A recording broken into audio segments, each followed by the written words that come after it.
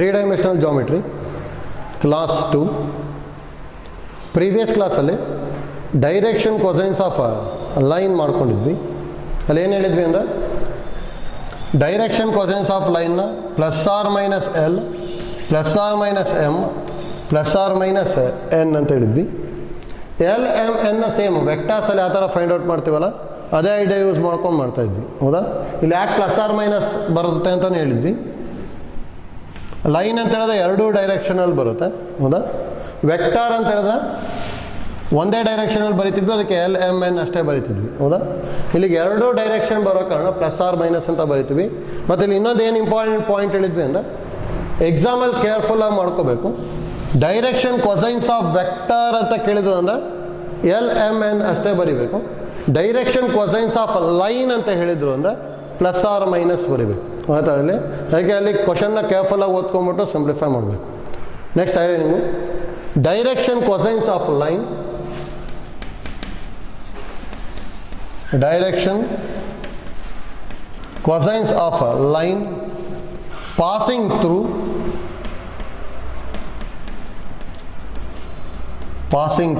two points.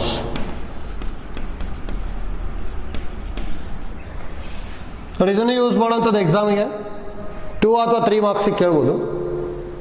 First ನೋಡಿ, line passing through 2 points ಇತ್ತು ಅಂದರೆ ಡೈರೆಕ್ಷನ್ ರೇಷಿಯೋಸ್ನ ಯಾವ ಥರ ಕಂಡುಹಿಡಿತೀವಿ ಅಂತ ಗೊತ್ತಾಗಬೇಕು. ಡೈರೆಕ್ಷನ್ ರೇಷಿಯೋಸ್ ಗೊತ್ತಾಯ್ತು ಅಂದರೆ ನೆಕ್ಸ್ಟ್ ಡೈರೆಕ್ಷನ್ ಕೊಸೈನ್ಸ್ನ ಫೈಂಡ್ ಔಟ್ ಮಾಡ್ಬೋದು. ಹೌದಾ? ಇದು ನೋಡಿ ಫಸ್ಟ್ ಹೇಗೆ ಮಾಡ್ಕೊತೀವಿ ಅಂತ ಈಗ. Let line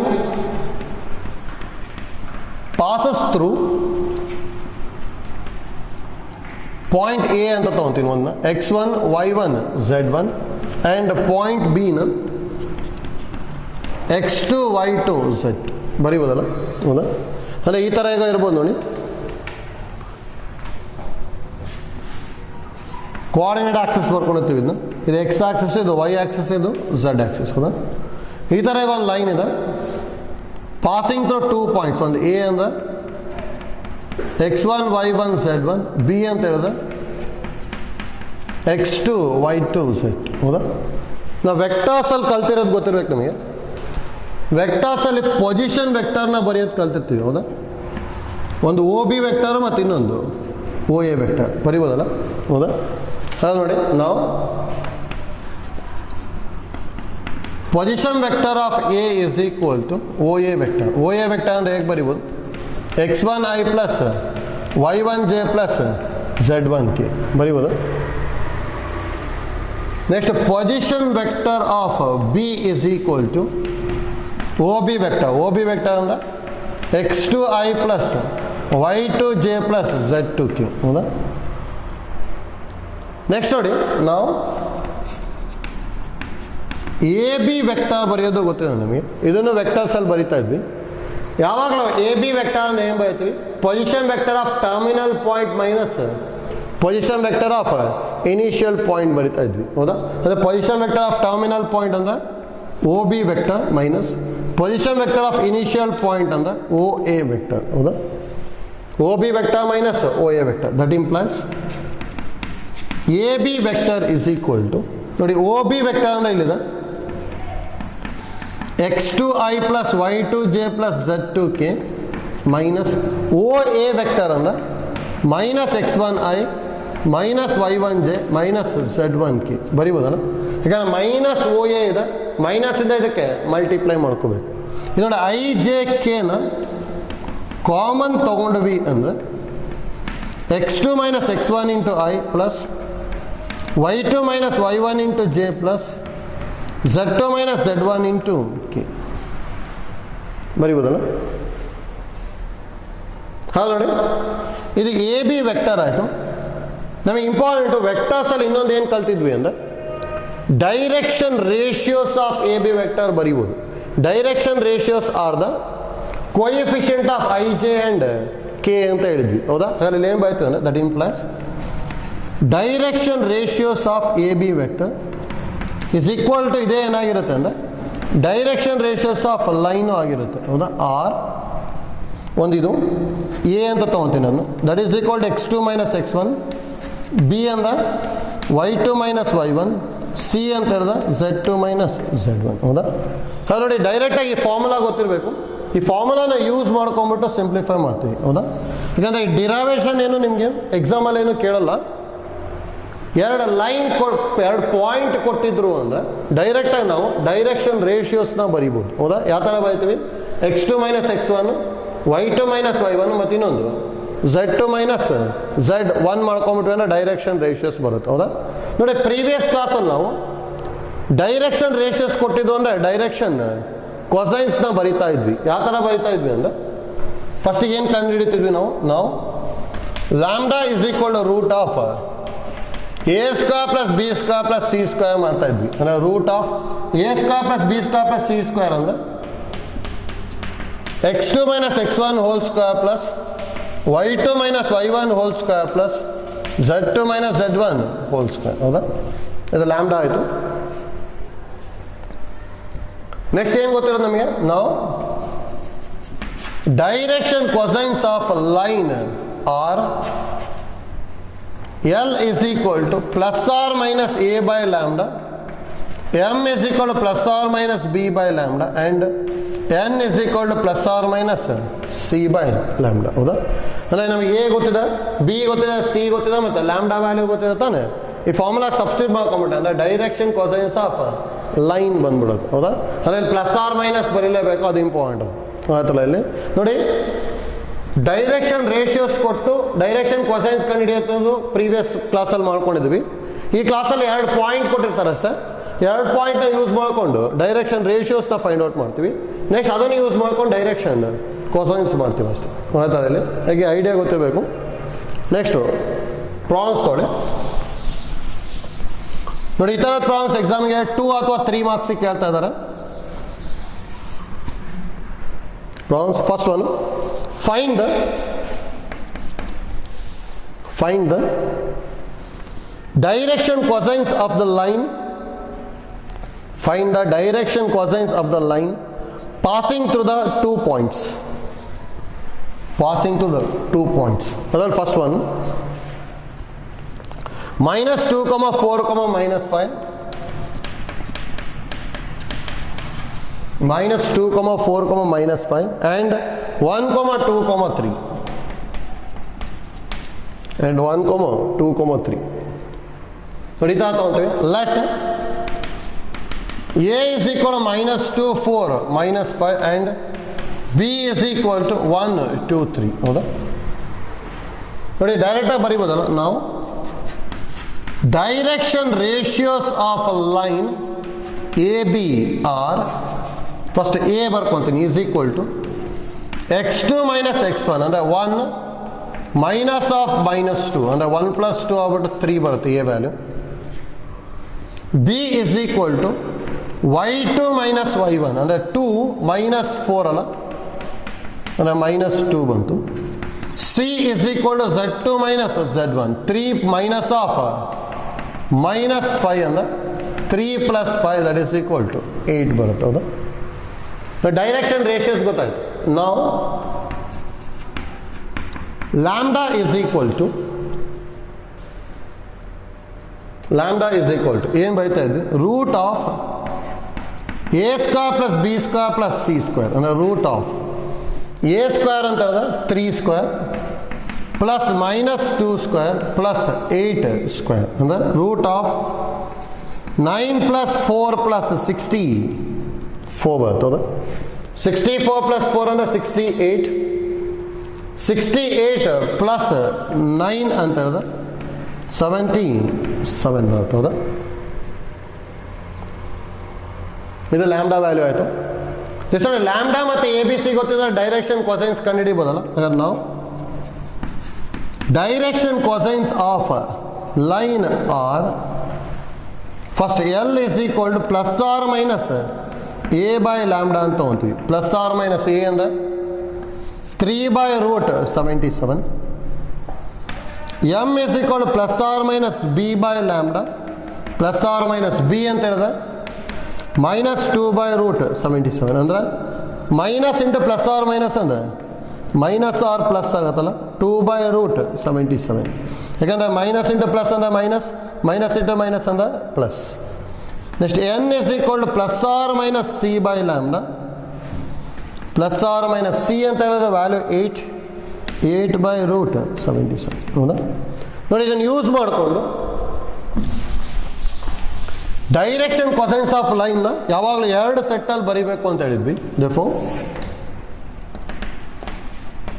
direction cosines of line are ನೋಡಿ ಒಂದೇನಾಗುತ್ತೆ ಪ್ಲಸ್ ತೊಗೊಂಡೆ ಅಂದರೆ ಇಲ್ಲಿ 3/√77 ನೋಡಿ ಫಸ್ಟ್ ಯಾವಾಗ ಫಸ್ಟ್ ಏನು ಬರಿತೀನಿ 3/√77 ನೆಕ್ಸ್ಟ್ ಮೈನಸ್ 2/√77 ನೆಕ್ಸ್ಟು 8/√77 ಆ್ಯಂಡ್ ಇನ್ನೊಂದು ಮೈನಸ್ 3/√77 2/√77 ಮೈನಸ್ 8/√77 ಹೌದಾ. ಈ ಥರ ಡೈರೆಕ್ಟಾಗಿ ಎಕ್ಸಾಮಿಗೆ 2 ಮಾರ್ಕಿಗೆ ಕೇಳ್ಬೋದು, ಗೊತ್ತಿರಬೇಕಿಲ್ಲಿ ಈಸಿ ಇದೆ. ಫಸ್ಟ್ ಡೈರೆಕ್ಷನ್ ರೇಷಿಯೋಸ್ ಬರೆಯೋದು, ಲ್ಯಾಂಬ್ಡಾ ಕಂಡುಹಿಡಿಯೋದು, ನೆಕ್ಸ್ಟ್ ಡೈರೆಕ್ಷನ್ ಕೊಸೈನ್ಸ್ ಕಂಡುಹಿಡಿಯೋದು ಆಯ್ತಲ್ಲ. ನೆಕ್ಸ್ಟ್ ನೋಡಿ ಸೇಮ್ ಐಡಿಯಾ ಯೂಸ್ ಮಾಡೋಂಥದ್ದು ಸೆಕೆಂಡ್ ಒನ್. ವಿಡಿಯೋ ಪಾಸ್ ಮಾಡಿಬಿಟ್ಟು ಟ್ರೈ ಮಾಡಿ ಬರುತ್ತೆ. 2 - 1 4 2 - 1 4 ಆ್ಯಂಡ್ 1 1 2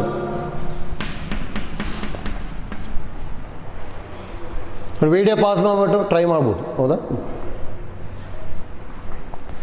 ನೋಡ್ಕೊಳ್ಳಿ ಯಾವ ಥರ ಮಾಡ್ಕೊಂಡು ಹೋಗ್ತೀವಿ ಅಂತ. Let A is equal to 2 - 1 4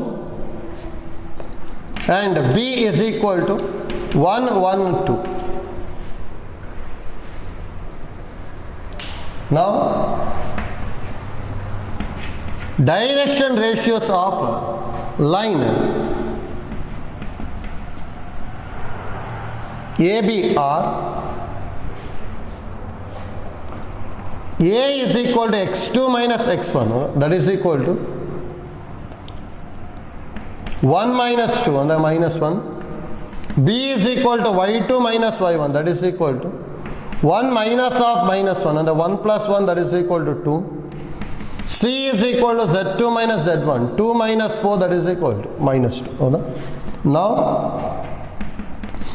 lambda is equal to root of a square plus b square plus c square, root of minus 1 square plus 2 square plus minus 2 square, root of 1 plus 4 plus 4 that is equal to root 9 that is equal to 3.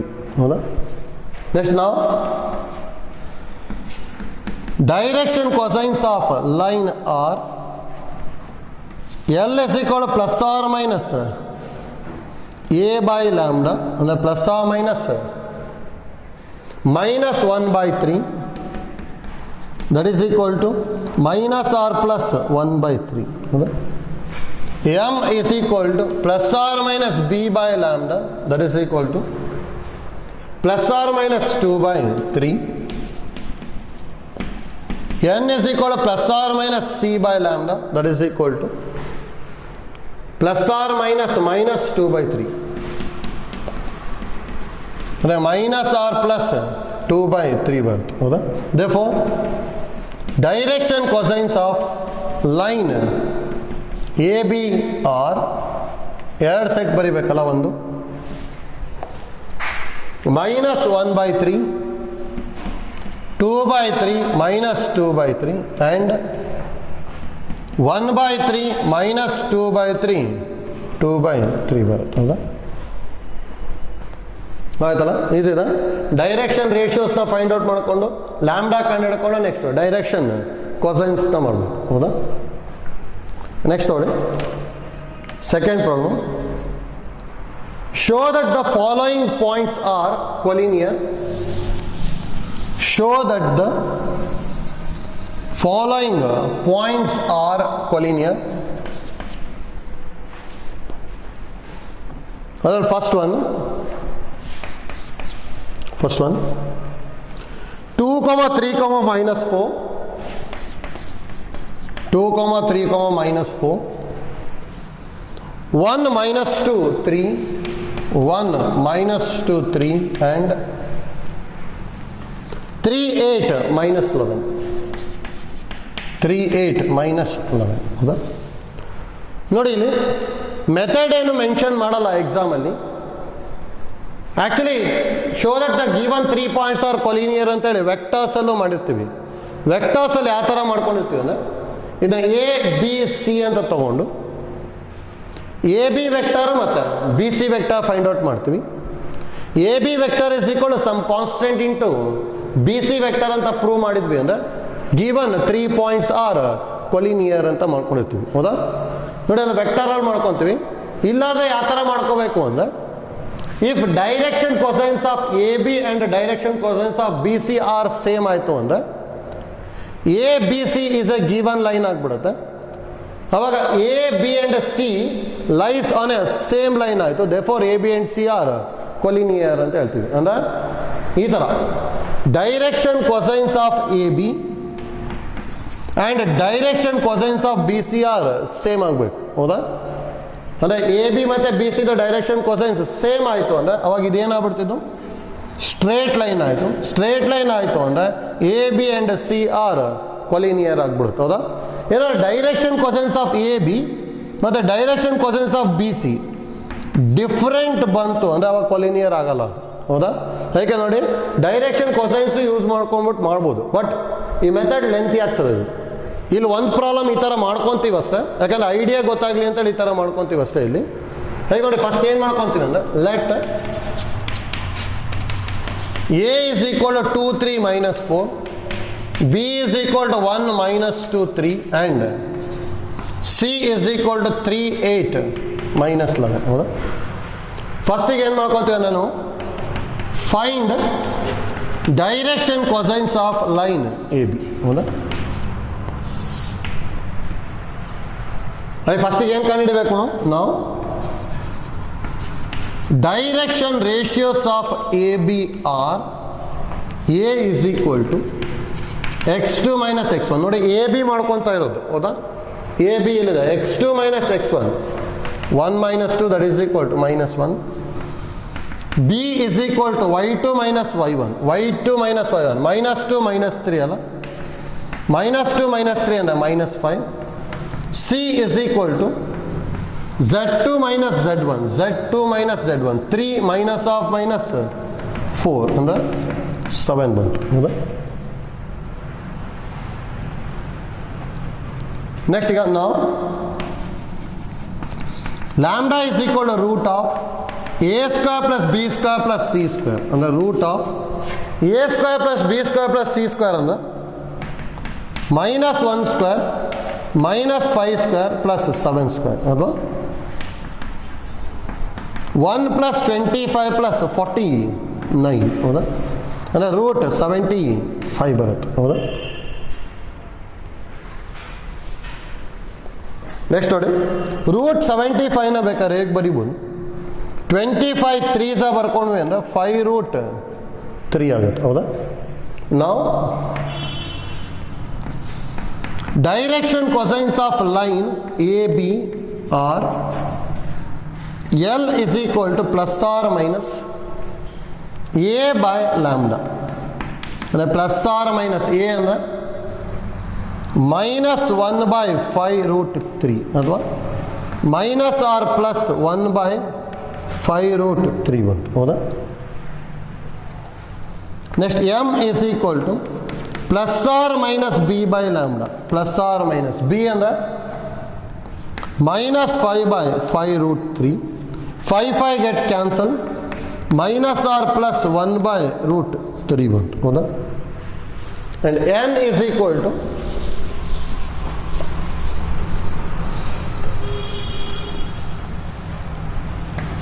n is equal to plus R minus C by lambda. ಅಂದರೆ plus R minus C ಅಂತ ಹೇಳಿದ್ರೆ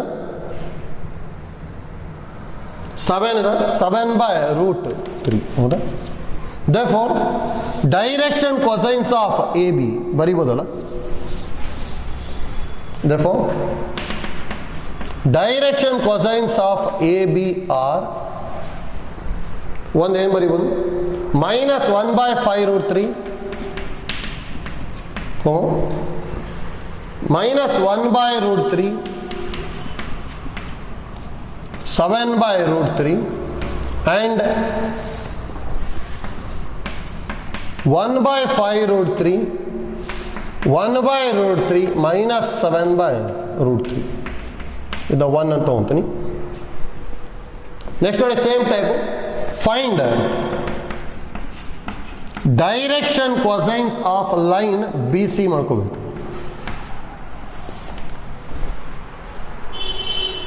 ನೋಡಿ ಹಾಗಾದ್ರೆ ನಾವು direction ratios of B C are a is equal, ನೋಡಿ B C ತಗೊಂತಿದ್ವಿ, x2 - x1 ಅಂದ್ರೆ 3 - 1 that is equal to 2, b ಅಂತ ಹೇಳಿದ್ರೆ y2 - y1 8 -2 ಅಂದರೆ 8 + 2 ಆಗ್ಬಿಟ್ಟು 10 ಬರುತ್ತೆ. ಸಿ ಅಂತ ಹೇಳಿದ್ರೆ z2 - z1 z2 - z1 -11 - 3 ಅಂದರೆ -14 ಬಂತು. ಹೌದಾ, 2 10 -14 ಬರ್ತದೆ. ನೋಡಿ ನಾವು lambda is equal to root of a square plus b square plus c square, that is equal to root of 2 square plus 10 square plus minus 14 square. 2 square and 4 plus 100 plus 196. ಹೌದಾ, 14 square ಅಂದ್ರೆ 196 ಅಂದರೆ ಎಷ್ಟು ಬರ್ತದೆ, 196 + 4 ಅಂದ್ರೆ 200 + 100 ಅಂದ್ರೆ root 300. ಇದನ್ನ 10 √3 ಬರೀಬೋದಲ್ಲ. Next ನೋಡಿ ನಾವು direction cosines of B C are l is equal to +or -a/l lambda. ಹೌದಾ, +or - a ಅಂದ್ರೆ ವ್ಯಾಲ್ಯೂ 2 ಇದೆ, 2/10 √3 ಅಥವಾ +or -1/5√3 ಬಂತು. L m is equal to +or - b/λ +or - b ಅಂದ್ರೆ 10 ಇದೆ, 10/10 √3 ಅಂದರೆ +or -1/√3. n is equal to +or - c/λ ಅಂದರೆ +or -14/5√3, sorry 10 √3. 2 5s are 2 7s ಅಲ್ಲ ಅಂದರೆ -or +7/5√3 ಬರುತ್ತೆ. ಹೌದಾ, ಎಷ್ಟು ಬಂತಲ್ಲ. therefore direction cosines of line B C are ಒಂದು ಏನು ಬರುತ್ತೆ, 1/5√3, 1/√3, -7/5√3 ಆ್ಯಂಡ್ ಇನ್ನೊಂದು -1/5√3 -1/√3 7/5√3. ಹೌದಾ, ನೋಡಿ ನಾನು 2 ಅಂತ ತೊಗೊತೀನಿ. ಫ್ರಮ್ 1 and 2 ಎರಡು ಸೇಮ್ ಬಂದಿದ್ದಾನೆ ನೋಡಿ. 1/5√3 1/√3 -7/5√3.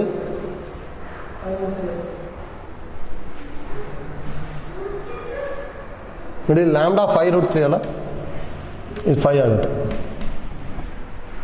ಲ್ಯಾಂಬ್ಡಾ ಇಸ್ ಈಕ್ವಲ್ ಟು 5√3 ಇದೆ, ಹೇಗೆ ಇಲ್ಲಿ 5√3 ಬರ್ಬೇಕು. ಲ್ಯಾಂಬ್ಡಾ ಅಂದರೆ 5√3, ಇಲ್ಲೂ 5√3 5√3 ಬರುತ್ತೆ. ಹೌದಾ, ನೆಕ್ಸ್ಟ್ ನೋಡಿ ಇಲ್ಲೂ ಅಷ್ಟೇ ಸೇಮ್ ಬಂದಿದಲ್ಲ. ಹೌದಾ, ಹಾಗಾದ್ರೆ ಫ್ರಮ್ 1 and 2 ಏನು ಬರಿಬೋದು, from 1 and 2 direction cosines of line A B is equal to direction cosines of line B C. That implies A B and C are collinear. ಆಯ್ತಲ್ಲ, ನೋಡಿ ಈ ಮೆಥಡ್ ಲೆಂತಿ ಆಗ್ತದೆ ಇದು. ಅದಕ್ಕೆ ಏನಾದ್ರು ಎಕ್ಸಾಮಲ್ಲಿ ಕೇಳಿದ್ರು ಅಂದರೆ ವೆಕ್ಟರ್ ಮೆಥಡೇ ಯೂಸ್ ಮಾಡಿ. A B vector is equal to lambda B C vector ಮಾಡ್ಕೊಂಡ್ಬಿಟ್ರೆ ಸಿಂಪ್ಲಿಫೈ ಆಗಿಬಿಡುತ್ತೆ. ಹೌದಾ? ಹೇಗೆ ಎಕ್ಸಾಮಲ್ಲಿ ಏನಾದ್ರು ಕೇಳಿದ್ರು ಅಂದ್ರೆ ವೆಕ್ಟಾರ್ಸ್ ಐಡಿಯಾನೇ ಯೂಸ್ ಮಾಡಿ. ಅದ ಈ ಐಡಿಯಾ ಗೊತ್ತಿರಲಿ. ಏನು ಗೊತ್ತಿರಬೇಕು ಅಂದರೆ if direction cosines of A B and direction cosines of B C are same then A B and C are collinear ಅಂತ ಬರಿಬೋದು ಅಷ್ಟೇ. ಆಯ್ತಲ್ಲ? ಸೇಮ್ ಟೈಪ್ ಒಂದು ಹೋಮ್ವರ್ಕ್ ತೊಗೊಂಡಿದ್ದಾನೆ. Second one homework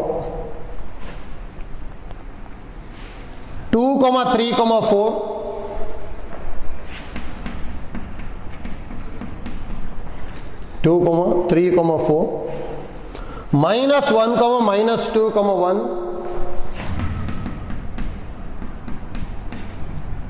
and 5,8,7. 5,8,7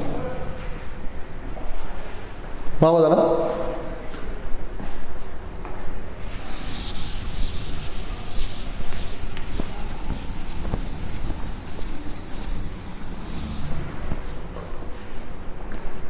next problem ತೊಗೊಳ್ಳಿ.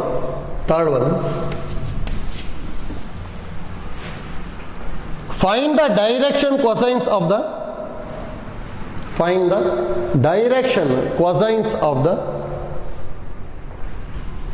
sides of the triangle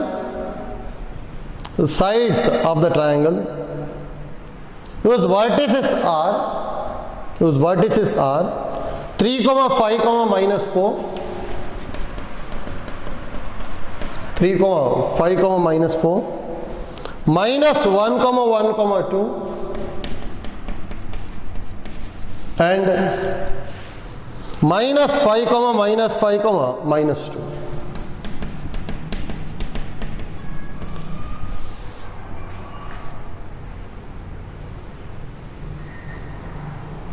ನೋಡ್ಕೊಳ್ಳಿ first ಹೇಗೆ ಮಾಡ್ಕೊತೀವಿ ಅಂತೇಳಿ. ಈ ಥರ ಈಗ ಟ್ರಯಾಂಗಲ್ ಇದೆ ಅಂತ ತೊಗೊತೀನಿ. ಎ ಅಂದರೆ 3, 5, -4 ತೊಗೊತೀನಿ. ಬಿ ಅಂದರೆ -1, 1, 2. ಸಿ ಅಂತ ಇದೆ -5, -5, -2. ನೋಡಿ ಇಲ್ಲಿ ಎಲ್ಲ ಸೈಡಿಂದು ಡೈರೆಕ್ಷನ್ ಕ್ವಶನ್ಸ್ ಕೇಳಿದಾರೆ ಅಷ್ಟೇ. ನೋಡಿ ಒಂದೊಂದೇ ಫೈಂಡ್ ಔಟ್ ಮಾಡ್ತಾ ಹೋಗೋದು.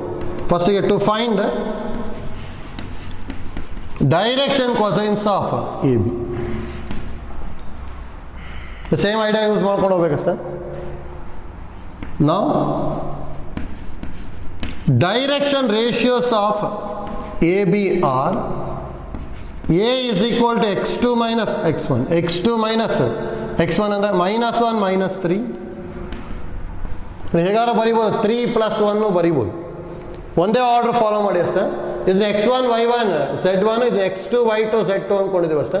ಈಗ x2 - x1 ಅಂದರೆ -1 -3 ಅಂದರೆ -4 ಬಂತು. b is equal to y2 - y1 ಅಂದರೆ 1 - 5 ಅಂದರೆ ಇದು -4 ಬರುತ್ತೆ. c is equal to z2 - z1 2 + 4 ಅಂದರೆ 6 ಆಯಿತು. ಹೌದಾ? ನೋಡಿ ನಾವು root of a square plus b square plus c square that is equal to -4 square plus 6 square 16 plus 16 plus 36. ಹೌದಾ? 16 plus 16 ಅಂದರೆ 32. 32 plus 36 ಅಂತ ಹೇಳಿದ್ರೆ 68 ಬರುತ್ತೆ. ಹೌದಾ?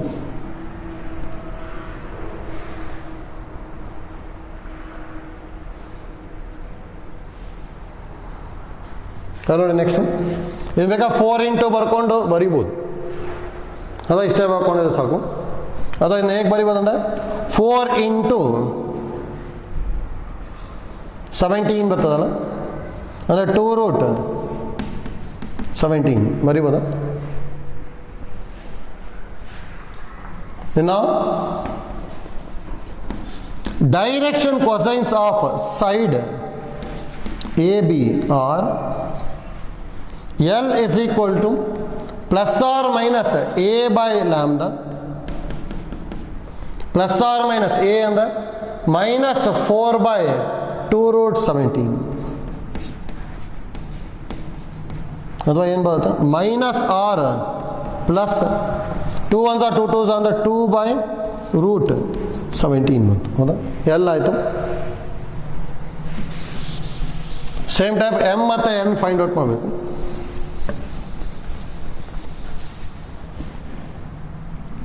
M is equal to plus R minus b by lambda. Plus R minus b ಅಂದ್ರೆ minus 4/2√17 minus r plus 2/√17 ಬರುತ್ತೆ. n is equal to plus r minus c by lambda. plus r minus c ಅಂತ ಹೇಳಿದ್ರೆ c ಅಂದ್ರೆ 6 ಇದೆ, 6/2√17 plus r minus 3/√17 ಇಷ್ಟು ಬರುತ್ತಲ್ಲ. Therefore, direction cosines of side AB are ಒಂದು minus 2/√17 minus 2/√17 3/√17 and ಇನ್ನೊಂದು 2/√17 2/√17 minus 3/√17 ಇಷ್ಟು ಬರುತ್ತೆ ಒಂದು. ನೆಕ್ಸ್ಟ್ ನೋಡಿ, ಸೇಮ್ ಐಡಿಯಾ ಯೂಸ್ ಮಾಡಿಕೊಂಡು ಇನ್ನೂ ಎರಡು ಸೈಡಿಂದ ಫೈಂಡ್ ಔಟ್ ಮಾಡಬೇಕಷ್ಟೆ. ಹೌದಾ? To find direction cosines of B C, same to find direction cosines of C. B C ಅಂತ ಹೇಳಿದ್ರೆ -5 + 1 -5 -1 -2 -2 ತೊಗೊಂಡ್ಬಿಟ್ರೆ ಸಿಂಪ್ಲಿಫೈ ಆಗುತ್ತೆ. ಎ ಬಿ ಸಿ ಗೊತ್ತಾಗುತ್ತೆ, ನೆಕ್ಸ್ಟ್ ಸಿಂಪ್ಲಿಫೈ ಮಾಡಬೇಕು.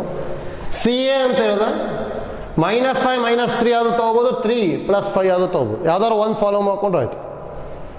ಈಗ 3 + 5 ಅಂತ ಹೇಳಿದ್ರೆ 8, 5 + 5 ಅಂದರೆ 10, -4 + 2 ಅಂದರೆ -2 ತೊಗೊಂಡ್ಬಿಟ್ಟು ನೆಕ್ಸ್ಟ್ ಸಿಂಪ್ಲಿಫೈ ಮಾಡಬೇಕು. ಮಾಡ್ಬೋದಲ್ಲ? ಹೌದಾ? ಯಾಕಂದರೆ ಸೇಮ್ ಐಡಿಯಾ ಯೂಸ್ ಮಾಡ್ಕೊಂಡು ಮಾಡ್ಬೇಕಷ್ಟೇ ಅಲ್ಲಿ. ಹೌದಾ? ಅರೆ ಅವೆರಡು ಹೋಮ್ ವರ್ಕ್ ತೊಗೊಂಡ್ರೆ ಇದನ್ನ. Next find direction cosines of C. ಹೌದಾ?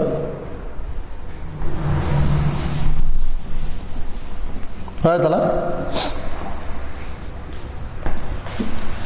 ನೆಕ್ಸ್ಟು ಸೈಡ್ ಹೆಂಗೆ ತೊಗೊಂಡ್ರಿ, ಈಕ್ವೇಷನ್ ಆಫ್ ಅ ಲೈನ್,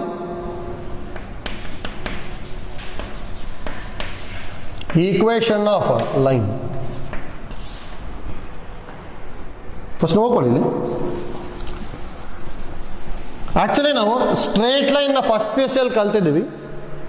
ಅಲ್ಲಿ ಈಕ್ವೇಷನ್ ಆಫ್ ಲೈನ್ನ ax + by + c = 0 ಅಂತ ಬರೀತಿದ್ವಿ. ಹೌದಾ? ನೋಡಿ, ಈ ಲೈನ್ ಒಳಗೆ ವೇರಿಯಬಲ್ಸ್ನ ಎಕ್ಸ್ ವೈ ಅಂತ ತೊಗೊಂಡಿದ್ವಿ. ಹೌದಾ? ನೋಡಿ, in general if the variables are x y and z ಇತ್ತು ಅಂದರೆ ದೆನ್ ಈಕ್ವೇಷನ್ ಇಸ್ ಕಾಲ್ಡ್ ಏನಂತ ಹೇಳ್ತೀವಿ ಅಂದರೆ ಕಾರ್ಟೀಷಿಯನ್ ಈಕ್ವೇಷನ್ ಅಂತ ಹೇಳ್ತೀವಿ. ಆಯ್ತಲ್ಲ? ನೋಡಿ, ಕಾರ್ಟೀಷಿಯನ್ ಫಾರ್ಮ್ ಅಂತ ಹೇಳಿದ್ರೆ ಈಕ್ವೇಷನ್ ಒಳಗೆ ವೇರಿಯಬಲ್ಸ್ ಏನೇನಾಗಿರ್ಬೇಕು, ಎಕ್ಸ್ ವೈ ಆ್ಯಂಡ್ ಝೆಡ್ ಅಂತ ಹೇಳಿರ್ಬೇಕು. ಆಯ್ತಲ್ಲ? ಇಲ್ಲಿ ಅಂದರೆ ಈ x y z variables change ಆಗ್ತಾ ಇರುತ್ತದೆ. ಹೌದಾ? ಯಾಕೆ ಅಲ್ಲಿ ಎಕ್ಸ್ ವೈ ಝೆಡ್ ನಮಗೆ ಕಾರ್ಟೀಷಿಯನ್ ಫಾರ್ಮಲ್ಲಿದೆ, ದೇರ್ಫೋರ್ ಕಾರ್ಟೀಷಿಯನ್ ಈಕ್ವೇಷನ್ ಅಂತ ಹೇಳ್ತೀವಿ. ನೋಡಿ, ನಮಗೆ ಇನ್ನೊಂದು ಯಾವ್ದು ಗೊತ್ತಿರಬೇಕು ಅಂದರೆ ವೆಕ್ಟರ್ ಈಕ್ವೇಷನ್ ಗೊತ್ತಿರಬೇಕು.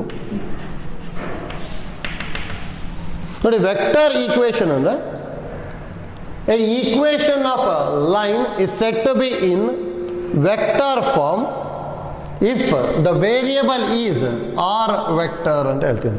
ಅಂದರೆ ನೋಡಿ, ಇಲ್ಲಿ ಇದು ಕರೆಕ್ಟಾಗಿ ಗೊತ್ತಾಗಬೇಕು ನಮಗೆ. ಅಥವಾ the equation of the line contains r vector ಅಂತಿತ್ತು ಅಂದರೆ then it is called vector equation of a line ಅಂತ ಹೇಳ್ತೀವಿ. ಅಂದರೆ ಇಲ್ಲಿ ವೇರಿಯಬಲ್ಸ್ನ ಎಕ್ಸ್ ವೈ ಝೆಡ್ ಅಂತ ಹೇಳ್ತಿದ್ವಲ್ಲ, ಇಷ್ಟನ್ನು ಕಂಬೈನ್ ಮಾಡ್ಕೊಂಡು ಆರ್ ವೆಕ್ಟರ್ ಅಂತ ಬರೀತೀವಿ. ಅಂದರೆ ಫಾರ್ ಎಕ್ಸಾಂಪಲ್ ಇದೆಲ್ಲ ಆರಿಜಿನ್ ಅಂದ್ಕೊಳ್ಳಿ.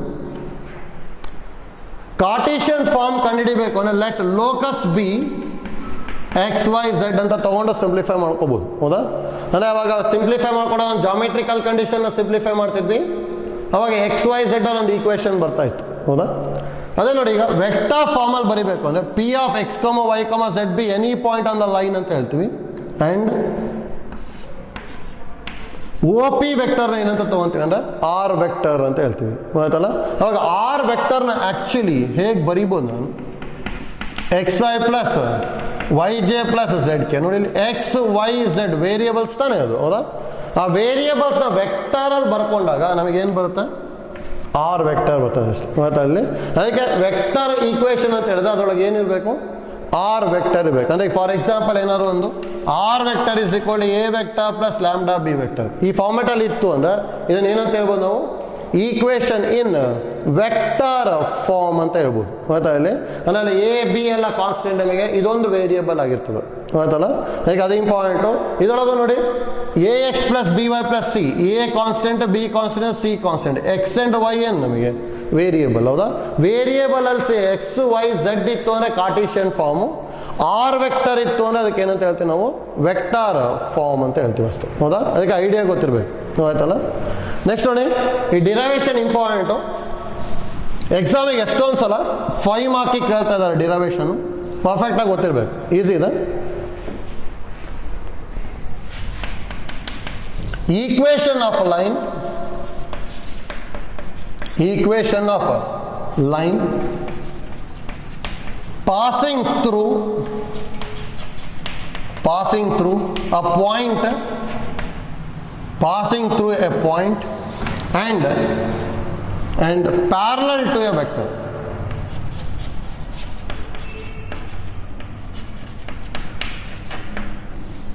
ನೋಡಿ, ಒಟ್ಟು ಈಕ್ವೇಷನ್ ಆಫ್ ಲೈನಲ್ಲಿ 2 ಥಿಯರಮ್ ಬರುತ್ತೆ.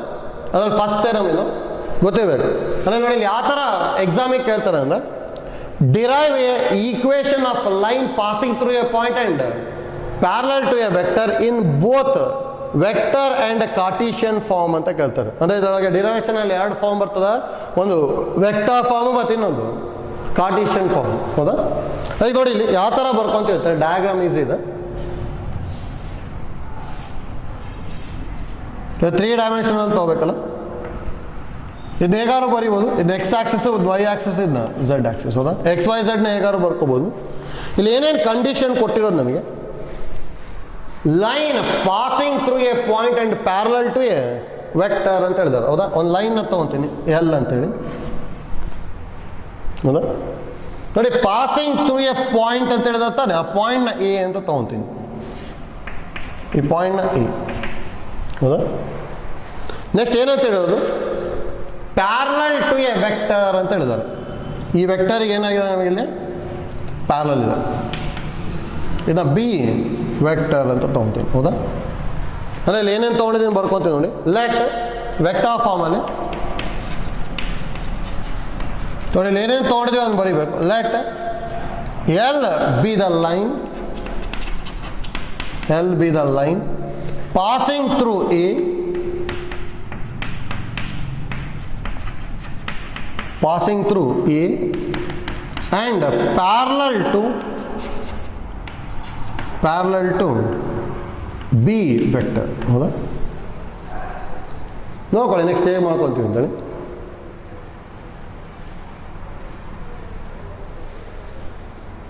ನೋಡಿ, ಈಗ let P be any point on the line ಅಂತ ಹೇಳ್ತೀವಿ. ಇದು ಆ್ಯಕ್ಚುಲಿ ಲೋಕಸ್ ಇದು, ಹೌದಾ? Let P be any point on line ಅಂತ ಹೇಳ್ತಿದ್ವಿ, ಹೌದಾ? ನೋಡಿ, ನೆಕ್ಸ್ಟ್ ಪೊಸಿಷನ್ ವೆಕ್ಟರ್ಸ್ನ ಬರೀತಾ ಹೋಗ್ತೀನಿ. ಪೊಸಿಷನ್ ವೆಕ್ಟರ್ ಆಫ್ ಎನ A vector, position vector of P ಅಂತ ಹೇಳಿದ್ರೆ ಲೋಕಸ್ ಇತ್ತು ಅಂದ್ರೆ ಅದನ್ನ ಯಾವಾಗಲೂ ಏನು ತೊಗೋಬೇಕು ಅಂದ್ರೆ ಆರ್ ವೆಕ್ಟರ್ ಅಂತ ತೊಗೋಬೇಕಷ್ಟೆ, ಆಯ್ತಲ್ಲ? ನೋಡಿ, ಈ ಥರ ತೊಗೋಬೇಕಲ್ಲಿ. ಅಂದರೆ ಇಲ್ಲಿಗ let P be any point on the line A, sorry, line L ಅಂತ ಅಂತೀನಿ. Next let position vector of A is equal to OA vector that is equal to A vector and position vector of P is equal to OP vector that is equal to R vector. ನೋಡಿ ಯಾವಾಗಲೂ ನಾವು locus ತೊಗೊಂಡಿರ್ತೀವಲ್ಲ ಅದಕ್ಕೆ R vector ಬರೀಬೇಕು. ಯಾಕಂದರೆ equation of a line contains r vector ಇತ್ತು ಅಂದರೆ that it is called vector form ಅಂತ ಹೇಳಿದ್ವಿ, ಹೌದಾ? ಈಗ ಆರ್ ವೆಕ್ಟರ್ ಬರಬೇಕು ಅಂದರೆ ಲೋಕಸ್ನ ಯಾವಾಗಲೂ ಏನು ತೊಗೋಬೇಕು ನಾವು? ಆರ್ ವೆಕ್ಟರ್ ಅಂತ ತೊಗೊತೀವಿ, ಹೌದಾ? ನೋಡಿ ನಮಗೆ ಏನೇನು ಐಡಿಯಾ ಗೊತ್ತಿರಬೇಕು ಅಂದರೆ ಎರಡು ವೆಕ್ಟರ್, ಒಂದು ವೆಕ್ಟರ್ ಮತ್ತು ಇದೊಂದು ವೆಕ್ಟರ್ ಅಂತ ತೊಗೊತೀನಿ, ಹೌದಾ? ಪ್ಯಾರಲಲ್ ಇತ್ತು ಅಂತ ಹೇಳಿದ್ರೆ ಯಾವಾಗಲೂ ಏನಾಗಿರುತ್ತೆ ಅಂದರೆ A B vector is equal lambda into ಇದನ್ನು ಬಿ ತೊಗೊಂಡಿದ್ದೆ ಅಂದರೆ ಬಿ ವೆಕ್ಟರ್ ಬರಿಬೋದು, ಹೌದಾ? ಎ ಬಿ ವೆಕ್ಟರ್ ಅಂತ ಆದರೂ ಬರಿಬೋದು, ಅಥವಾ B A vector is equal constant into B vector ಬರಿಬೋದು, ಹೌದಾ? ಅದೇ ನೋಡಿ ಪ್ಯಾರಲಲ್ ಇರಬೇಕು ಅಂದರೆ ಡೈರೆಕ್ಷನ್ ಸೇಮ್ ಇರಬೇಕು, ಅಥವಾ ಈ ಥರನೂ ಇರ್ಬೋದು, ಹೌದಾ?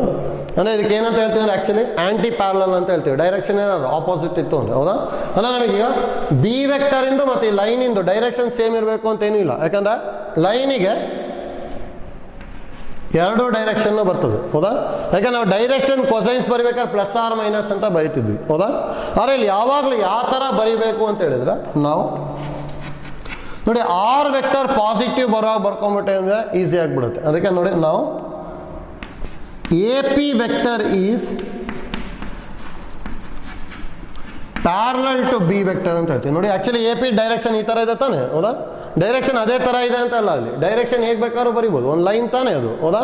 ಲೈನ್ ಅಂತ ಹೇಳಿದ ತಕ್ಷಣ ಡೈರೆಕ್ಷನ್ ಬರೆಯೋಕ್ಕೆ ಬರೋಲ್ಲ, ಅಲ್ಲಿ ಎರಡೂ ಕಡೆನೂ ಇರ್ತದೆ. ಅದಕ್ಕೆ ಇಲ್ಲಿ ಆ ಥರ ಬರಿತೀನಿ ಅಂದರೆ ಆರ್ ವೆಕ್ಟರ್ ಪಾಸಿಟಿವ್ ಬರೋವಾಗ ಬರ್ಕೊತೀನಿ ಅಷ್ಟೇ. ಅಂದರೆ ಎ ಪಿ ಅಂದರೆ ಏನು ಬರಿಬೋದು? O P minus O A ಬರಿಬೋದು ತಾನೆ. ಅಂದರೆ ಆರ್ ಮೈನಸ್ ಎ ಅಂದರೆ ಆರ್ ಪಾಸಿಟಿವ್ ಇರುತ್ತಲ್ಲ ಆ ಥರ ಬರ್ಕೋಬೇಕಷ್ಟೆ. ಅದಕ್ಕೆ ಗೊತ್ತಿರಬೇಕು ನೋಡಿ, ಇದು geometrical condition. A P vector is parallel to B vector ಇದೆ ಅಂದರೆ A P vector is equal lambda into B vector ಬರಿಬೋದು, ಹೌದಾ? A P vector is equal lambda into B vector ಅಂದರೆ ಎ ಪಿ ವೆಕ್ಟರ್ನ ಹೇಗೆ ಬರಿತೀವಿ? O P vector minus O A vector is equal to lambda into B vector, ಹೌದಾ?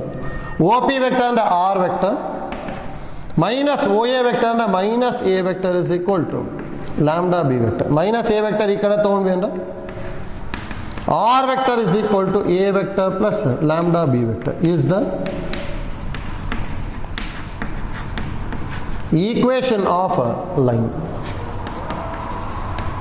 ಇಲ್ಲಿ ನೋಡಿ, vector ಫಾರ್ಮಿಂದ ಒಂದು ಜನರಲ್ ಐಡಿಯಾ ಗೊತ್ತಿರಲಿ. ಇದೇ ಥರ ನಾವು ಇನ್ನೂ ಎಷ್ಟೊಂದು ಡಿರವೇಷನ್ ಮಾಡ್ಕೊತೀವಿ, ಯಾಕಂದ್ರೆ ಒಂದು ಡಿರವೇಷನ್ ಎಕ್ಸಾಮಿಗೆ ಕೇಳ್ತಾರೆ. ಅದು ನೋಡಿ ವೆಕ್ಟರ್ ಫಾರ್ಮಿಂದ ಏನೇನು ಐಡಿಯಾ ಗೊತ್ತಿರಬೇಕು ಅಂದರೆ ಫಸ್ಟ್ ಇಲ್ಲಿ ಏನು ಕೊಟ್ಟಿರ್ತಾರಲ್ಲ ಅದು, ಇಲ್ಲಿ ಏನು ಕೊಟ್ಟಿರೋದು? Let L be the line passing through A point and parallel to B vector, passing through A point and parallel to A vector, ಅದು ಬರ್ಕೊತೀವಿ, ಹೌದಾ? ನೆಕ್ಸ್ಟ್ ನೋಡಿ ಒಂದು ಲೋಕಸ್ನ ಡಿಫೈನ್ ಮಾಡೋದು. Let P be any point on the line. Next ಎಲ್ಲಾದ್ರದ್ದು position vector ಬರೆಯೋದು. Next geometrical condition important ಇದು. ನೋಡಿದ್ದು ಜಾಮೆಟ್ರಿಕಲ್ ಕಂಡೀಷನ್ ಇಲ್ಲಿ vector is parallel to the vector ಇತ್ತು ಅಂದರೆ A P vector is equal to lambda B vector, ಹೌದಾ? ಇದೊಂದು ಗೊತ್ತಿತ್ತು ಅಂದರೆ ಡೈರೆಕ್ಟಾಗಿ ಬರಿಬೋದು. ಅದ್ರಲ್ಲಿ A P vector is equal lambda B vector ಬರ್ಕೊಂಡ್ವಿ ಅಂದ್ರೆ ನೆಕ್ಸ್ಟ್ ಅದ್ರಲ್ಲಿ ಆರ್ ವೆಕ್ಟರ್ ಕಂಡು ಹಿಡ್ಕೊಂಡ್ಬಿಟ್ವಿ ಅಂದರೆ equation of a line in vector form ಬಂದ್ಬಿಡುತ್ತೆ, ಹೌದಾ? ನೋಡಿ ಅದಕ್ಕೆ ವೆಕ್ಟರ್ ಫಾರ್ಮ್ ಅಂದರೆ ಇಷ್ಟು ಐಡಿಯಾ ಗೊತ್ತಿರಲಿ. ಯಾವಾಗಲೂ ಒಂದು ಲೋಕಸ್ನ ಡಿಫೈನ್ ಮಾಡಬೇಕು, ಲೋಕಸ್ನ ಆರ್ ವೆಕ್ಟರ್ ಅಂತ ಬರೆಯೋದು. ನೆಕ್ಸ್ಟ್ ಜಾಮೆಟ್ರಿಕಲ್ ಕಂಡೀಷನ್ ಬರೆಯೋದು. ಜಾಮೆಟ್ರಿಕಲ್ ಕಂಡೀಷನ್ ಸಿಂಪ್ಲಿಫಿಕೇಶನ್ ಮಾಡ್ಕೊಂಡ ತಕ್ಷಣ ವೆಕ್ಟರ್ ಫಾರ್ಮ್ ಬಂದ್ಬಿಡುತ್ತೆ, ಗೊತ್ತಲ್ಲ? ಈಗ ನೆಕ್ಸ್ಟ್ ಯಾವುದೇ ಡಿರವೇಷನ್ ಬಂದರೂ ಇದೇ ಥರ ಮಾಡ್ಕೊಂಡು ಹೋಗ್ತೀವಿ. ನೆಕ್ಸ್ಟ್ ನೋಡಿ ಕಾರ್ಟೀಷಿಯನ್ ಫಾರ್ಮ್. ನೋಡಿ ಇದಕ್ಕೊಂದು ಐಡಿಯಾ ಗೊತ್ತಿತ್ತು ಅಂದರೆ ಈಸಿಯಾಗಿ ಮಾಡ್ಬೋದು. ನೋಡಿ ಯಾವಾಗಲೂ ಕಾರ್ಟೀಷಿಯನ್ ಫಾರ್ಮ್ನ ವೆಕ್ಟರ್ ಫಾರ್ಮಿಂದ ಡಿಫೈನ್ ಮಾಡ್ಕೊತ ಬರ್ತೀವಿ. ಈಗ ನೋಡಿ ಕಾರ್ಟೀಷಿಯನ್ ಫಾರ್ಮಲ್ಲಿ ಏನೇನು ಐಡಿಯಾ ಗೊತ್ತಿರಬೇಕು ಅಂದರೆ ಗಿವನ್ ಪಾಯಿಂಟ್ ಇತ್ತು ಅಂದರೆ ಯಾವಾಗಲೂ x1 y1 z1 ಅಂತ ತಗೋಬೇಕು. ಎರಡು ಪಾಯಿಂಟ್ ಕೊಟ್ಟಿದ್ರು ಅಂದರೆ ಇನ್ನೊಂದನ್ನು x2 y2 z2 ಅಂತ ತೊಗೊತೀವಿ, ಅದಲ್ಲ? ಈ ಥರ 3 ಪಾಯಿಂಟ್ಸ್ ಇತ್ತು ಅಂದರೆ x3 y3 z3 ಗಿವನ್ ಇರಬೇಕು. ಅಂದರೆ ನೋಡಿ ಇಲ್ಲಿ equation of a line passing through A point, ಅಂದರೆ ಈ ಪಾಯಿಂಟ್ ಏನು ನಮಗಿದು ಗಿವನ್ ಇದು, ಹೌದಾ? ನೆಕ್ಸ್ಟ್ ಎರಡನೇದು ಗಿವನ್ ವೆಕ್ಟರ್ ಇತ್ತು ಅಂದರೆ ಯಾವಾಗಲೂ ಡೈರೆಕ್ಷನ್ ರೇಷಿಯೋಸ್ ಬರಿಬೇಕು. A B and C are direction ratios of the given vector, ಹೌದಾ? ಆ ವೆಕ್ಟರ್ ಏನಾದರೂ ಯೂನಿಟ್ ವೆಕ್ಟರ್ ಆಗಿತ್ತು ಅಂದರೆ ಡೈರೆಕ್ಷನ್ ಕೊಸೈನ್ಸ್ ಬರಿಬೇಕು. ಆಯ್ತಲ್ಲ. ಇಲ್ಲಿ ನೋಡಿ ಎಲ್ಲದಕ್ಕೂ ಹೇಳ್ತಾ ಇದ್ದೀವಿ, ಈ ಐಡಿಯಾ ಗೊತ್ತಿತ್ತು ಅಂದರೆ ಬೇರೆ ಡಿರೈವೇಷನ್ ಮಾಡ್ಕೊತ ಹೋಗ್ಬೋದು. ಅದಕ್ಕೆ ನಮಗೆ ಐಡಿಯಾಸ್ ಗೊತ್ತಿರಬೇಕು. ಅದಕ್ಕೆ ಏನೇನು ಐಡಿಯಾ ಗೊತ್ತಿರೋದು, ಗಿವನ್ ಪಾಯಿಂಟ್ಸ್ ಇತ್ತು ಅಂದರೆ x1 y1 z1 x2 y2 z2 ಈ ಥರ ಬರೀತಾ ಹೋಗ್ತೀವಿ. ಗಿವನ್ ವೆಕ್ಟರ್ ಇತ್ತು ಅಂದರೆ ಡೈರೆಕ್ಷನ್ ರೇಷಿಯೋಸ್ ಬರಿಬೇಕು. Given vector is unit vector ಆಗಿತ್ತು ಅಂದರೆ ಡೈರೆಕ್ಷನ್ ಕೊಸೈನ್ಸ್ ಬರಿಬೇಕು. ಆಯ್ತಲ್ಲ. ನೆಕ್ಸ್ಟ್ ನೋಡಿ, ನಾವು ತಗೊಂಡಿರೋ ಪಾಯಿಂಟ್ ಅಂದರೆ ಲೋಕಸ್ನ ಯಾವಾಗಲೂ ಎಕ್ಸ್ ವೈ ಝೆಡ್ ಅಂತ ಬರಿಬೇಕು. ಯಾಕಂದ್ರೆ ಲೋಕಸ್ನ ಆರ್ ವೆಕ್ಟರ್ ಅಂತ ಹೇಳ್ತೀವಿ, ಅಲ್ಲಿ ವೇರಿಯಬಲ್ಸ್ನ ಎಕ್ಸ್ ವೈ ಝೆಡ್ ಅಂತ ಹೇಳ್ತೀವಿ. ಅದಕ್ಕೆ ಈ ಥರ ತೊಗೋಬೇಕು. ಆಯ್ತಲ್ಲ. ನಾನು ನೋಡಿ ಇಲ್ಲಿ ಏನು ತೊಗೊತೀನಿ, let line passes through the point, ನೋಡಿ ಗಿವನ್ ಪಾಯಿಂಟ್ ತಾನೆ A, that is equal to x1 y1 z1. ನೋಡಿ given point x1 y1 z1 ಅಂತ ತೊಗೊಂತಿದ್ದೀನಿ. That implies position vector of A is equal to ಯಾವಾಗಲೂ ಓ ಎ ವೆಕ್ಟರ್ ಅಂತ ಬೈತಿದ್ವಿ. That is equal to A vector. ಅದನ್ನ ಏನಂತ ಬರಿಬೋದು, x1i plus y1j plus z1k. ಇದು ವೆಕ್ಟರ್ಸ್ ಐಡಿಯಾ, ಹೌದಾ. ಪಾಯಿಂಟ್ ಇದ್ದಿದ್ದನ್ನು ವೆಕ್ಟರಿಗೆ ಚೇಂಜ್ ಮಾಡಬೇಕು ಅಂದ್ರೆ i j k ನ ತಗೋಬೇಕು, ಹೌದಾ. ನೆಕ್ಸ್ಟ್ ನೋಡಿ, let line parallel to B vector ಅಂತ ತೊಗೊತೀನಿ, ಹೌದಾ. ಇಲ್ಲಿ ಏನು ತೊಗೊಂಡಿದ್ವಿ ಅದನ್ನೇ, ಅಂದರೆ ವೆಕ್ಟರ್ ಇತ್ತು ಅಂದರೆ ಡೈರೆಕ್ಷನ್ ರೇಷಿಯೋಸ್ ಬರಿಬೇಕು ತಾನೆ. And direction ratios of B vector are a B C ಅಂತ ತೊಗೊತೀವಿ, ಹೌದಾ. ಹಾಗಾಗಿ ಬಿ ವೆಕ್ಟರ್ ಏನಾಗುತ್ತೆ ಅಂದ್ರೆ a i plus B j plus C k, ಹೌದಾ. ನೋಡಿ ಯಾವಾಗಲೂ ಐ ಜೆ ಕೆದು ಕೋಯಿಫಿಷಿಯೆಂಟ್ಸು ಡೈರೆಕ್ಷನ್ ರೇಷಿಯೋಸ್ ಆಗಿರುತ್ತೆ ಅಂತ ಹೇಳಿದ್ವಿ, ಹೌದಾ. ಈಗ ಬಿ ವೆಕ್ಟರ್ ಬರ್ಕೊಂಡೆ ಅಂದರೆ ನೋಡಿ ಇಲ್ಲಿ ಏನೇನಿದೆ ಅದು ಬರಿತಾ ಹೋಗೋದು. ಎ ವೆಕ್ಟರ್ ಬರ್ಕೊಂಡೆ, ಬಿ ವೆಕ್ಟರ್ ಬರ್ಕೊಂಡೆ, ಇನ್ನೊಂದು ಆರ್ ವೆಕ್ಟರ್ ಬರಿಬೇಕು ತಾನೆ. ಅದಕ್ಕೆ let P of x y z be any point on line l and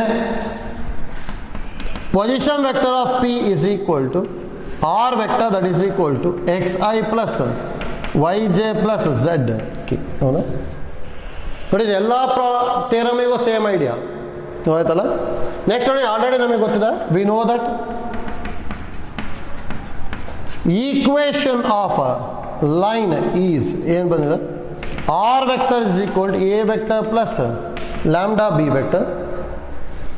substitute ಮಾಡ್ಕೊತೀವಿ. ಆರ್ ವೆಕ್ಟರ್ ಅಂದ್ರೆ x i plus y j plus z k is equal to A vector ಅಂದ್ರೆ x i plus y x1 i plus y1 j plus z1 k plus lambda into B vector ಅಂದ್ರೆ a i plus B j plus C K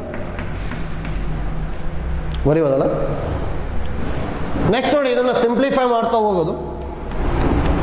I j ಕೆನ remove ಮಾಡಬೇಕಷ್ಟೇ. ಅದಕ್ಕೆ ನೋಡಿ, ಇಲ್ಲಿ ಐನ common ತೊಗೊತೀನಿ ಅಂದ್ಕೊಳ್ಳಿ. ಇಲ್ಲೊಂದು ಐ ಇದೆ, ಇಲ್ಲೊಂದು ಐ ಇದೆ. ಅದಕ್ಕೆ ಕೇರ್ಫುಲ್ಲಾಗಿ ಕಾಮನ್ ತೆಗಿಬೇಕು.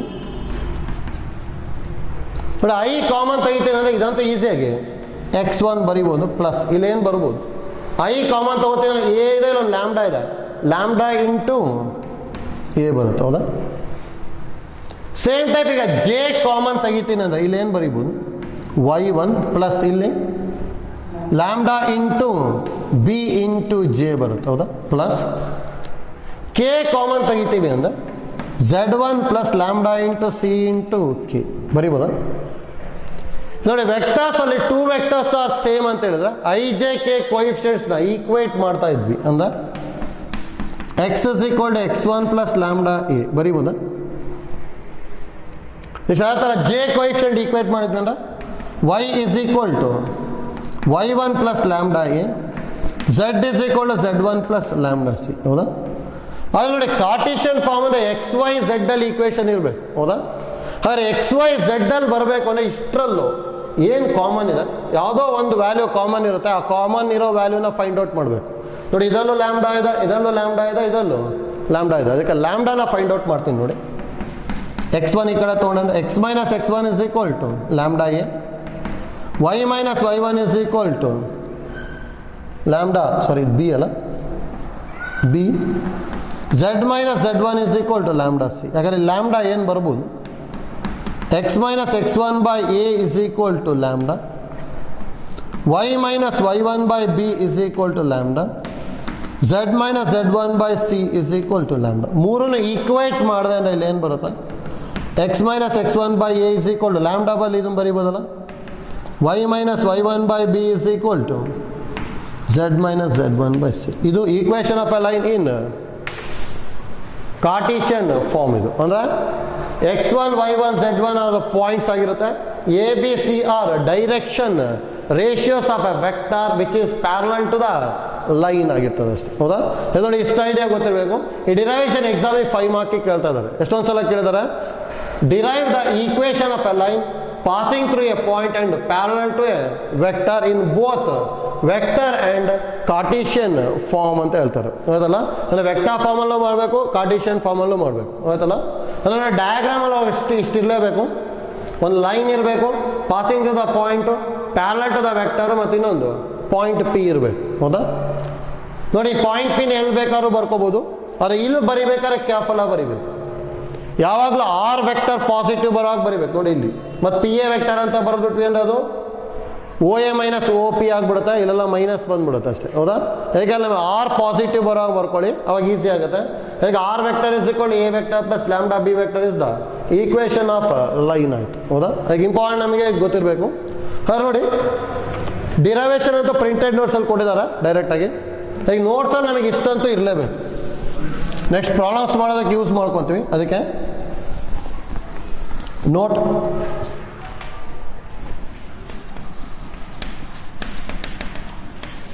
equation of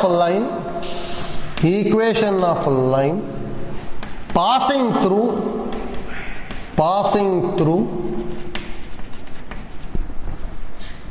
a point A and parallel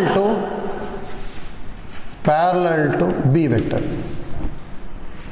ಇದು is ಅದನ್ನು ಫಸ್ಟ್ ಒನ್ ವೆಕ್ಟರ್ ಫಾರ್ಮ್ ಏನು ಬರೀತೀವಿ, r vector is equal to A vector plus lambda B vector, where A vector is the position vector of point A, where A vector is the position vector of point A. ಹೌದಾ? B vector ಇಲ್ಲೇ ಗೊತ್ತಾಗುತ್ತೆ, parallel to the line ಇರುತ್ತೆ. ನೋಡಿ, ಎರಡನೇದು Cartesian form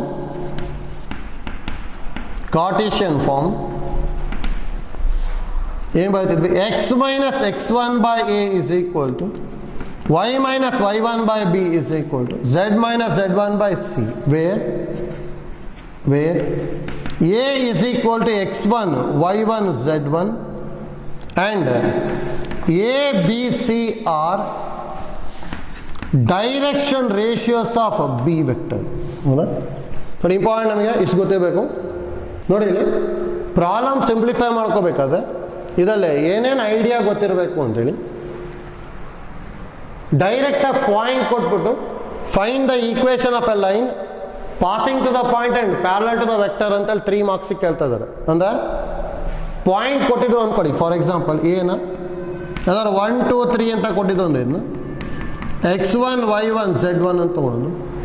B ವೆಕ್ಟರ್ನ ಈ ಥರ ಹೇಗಾರ ಕೊಟ್ಟಿರ್ತಾರೆ, 2i plus 3j plus K ಅಂತ ಕೊಟ್ಟರು ಅಂದರೆ 2 3 1 ಏನಾಗಿರುತ್ತೆ, ನನಗೆ ಡೈರೆಕ್ಷನ್ ರೇಷಿಯೋಸ್ ಆಗಿರುತ್ತೆ. ಅಂದರೆ ಎ ಬಿ ಸಿನ ಏನು ಬರಿಬೋದು, a is equal to b equal to 3 c equal to 1. ಹೌದಾ? ಫಸ್ಟ್ ಇದನ್ನು ಬರ್ಕೊತೀವಿ. ವೆಕ್ಟರ್ ಫಾರ್ಮಿಗೆ ಇವೆರಡನ್ನು ಸಬ್ಸ್ಟಿಟ್ಯೂಟ್ ಮಾಡೋದಷ್ಟೇ. ಹೌದಾ? ಪಾಯಿಂಟ್ ಕೊಟ್ಟಿದ್ರು ಅಂದ್ರೆ ಪೊಸಿಷನ್ ವೆಕ್ಟರ್ನ ಬರಿಬೋದು ತಾನೆ, i plus 2j plus 3k. ಹೌದಾ? ಇವೆರಡನ್ನೂ ಇದಕ್ಕೆ ಸಬ್ಸ್ಟಿಟ್ಯೂಟ್ ಮಾಡಿ ನೆಕ್ಸ್ಟ್ x1 y1 z1 ಮತ್ತು ಎ ಬಿ ಸಿ ಇದಕ್ಕೆ ಸಬ್ಸ್ಟಿಟ್ಯೂಟ್ ಮಾಡಿದ್ರೆ ಈಕ್ವೇಷನ್ ಆಫ್ ಲೈನ್ ಬಂದ್ಬಿಡುತ್ತೆ. ಹೌದಾ? ಈಗ ಇಂಪಾರ್ಟೆಂಟು. ಮತ್ತು ನೋಡಿ, ರಿವರ್ಸು ಬರೆಯೋಕ್ಕೆ ಗೊತ್ತಿರಬೇಕು. x minus x1 by A is equal to y minus y1 by B is equal to z minus z1 by c ಇತ್ತು ಅಂದರೆ ಪಾಯಿಂಟು ಮತ್ತು ವೆಕ್ಟರ್ ಬರೆಯೋದು ಗೊತ್ತಿರಬೇಕು. ಆಯ್ತಲ್ಲ? ಅಂದ್ರೆ ಈಗ ಎಲ್ಲಾದರೂ ಒಂದು ಕಡೆ x plus 1 by 2 is equal to y minus 2 by 3 is equal to z minus 4 by 1 ಇತ್ತು ಅಂದರೆ ನೋಡಿ, ರಿವರ್ಸ್ ಬರಿಬೇಕಾದ್ರೆ ಕೇರ್ಫುಲ್ಲಾಗಿ ಏನೇನು ಗೊತ್ತಿರಬೇಕು ಅಂದರೆ ಇಲ್ಲಿ ನೋಡಿ, ಎಕ್ಸ್ ವೈ ಝೆಡ್ ಇನ್ ಕೋಎಫಿಷಿಯಂಟ್ ಯಾವಾಗಲೂ ಏನಿದೆ, 1 ಇದೆ, 1 ಇರಬೇಕು. ಇಲ್ಲಿ ಎಕ್ಸ್ ವೈ ಝೆಡ್ ಇನ್ ಕೋಎಫಿಷಿಯಂಟ್ 1 ಇದೆ. ನೆಕ್ಸ್ಟ್ ಎರಡನೇ ಐಡಿಯಾ, ಪಾಯಿಂಟ್ನ ಬರಿಬೇಕು ಅಂದರೆ ನೋಡಿ ಇಲ್ಲಿರೋದ್ರ ಸೈನ್ ಚೇಂಜ್ ಮಾಡಬೇಕು. -x1 ಇತ್ತು ಅಂದರೆ ಅಲ್ಲಿ ಪಾಯಿಂಟಲ್ಲಿ x1 ಬರೀತೀವಿ.